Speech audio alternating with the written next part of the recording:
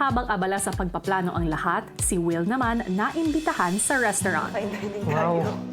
Okay, so today, this is our menu. Okay, each course, ang laman niya ay hindi pagkain, kundi set of questions. Kuya, ready na po si Will? Kuya, ano po ito? Oh my God. Mom ko.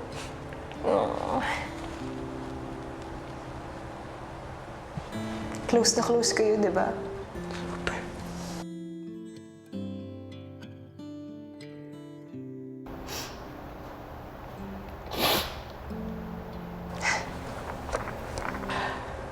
Sobrang hahanap talaga ako ng comfort.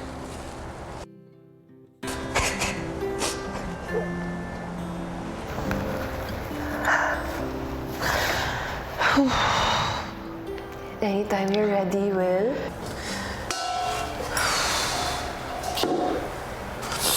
Basahin mo na yung unang tanong. Nagkaroon ka ba ng mga pagsisisi dahil kinailangan mo magtrabaho ng bata ka pa lang? Sa totoo, wala. Wala akong pagsisisi. Kasi ako rin naman yung may gusto eh. Ako rin yung may gusto na mag-work. Tsaka ako rin naman nagsabi sa'yo na huwag ka nang umalis. Huwag ka na mag-abroad. Dalawa na lang tayo. Magtulungan tayo. Happy ako na sacrifice na ginawa ko.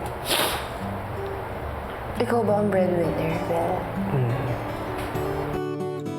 Hindi ko na siya pinag-work after That's so nun. sweet.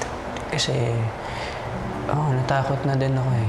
Kasi nga, kakaano lang din ni Daddy. So, ayun. Dumating ba ang sandali na napagod ka sa kakatulong sa pamilya natin? Siguro napagod ako sa oras ng work, sa araw ng work. Nakakapagod yung trabaho, pero never siya magiging reason para mag-stop ako. Kasi ang dami kong gustong ibigay sa inyo. Yung message ko sa iyo, Colin, I'll make you proud.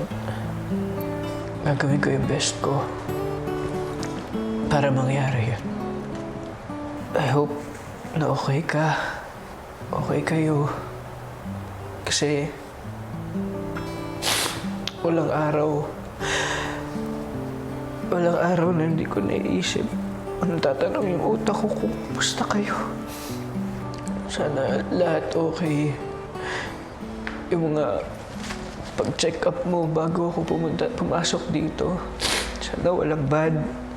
Walang kahit ano. Thank you, Will. Thank you. Sana bumalik ka sa restaurant namin kahit na naiyak ka. Sana susunod video na.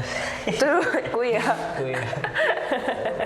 Paglabas mula sa restaurant, si Will piniling mapag-isa.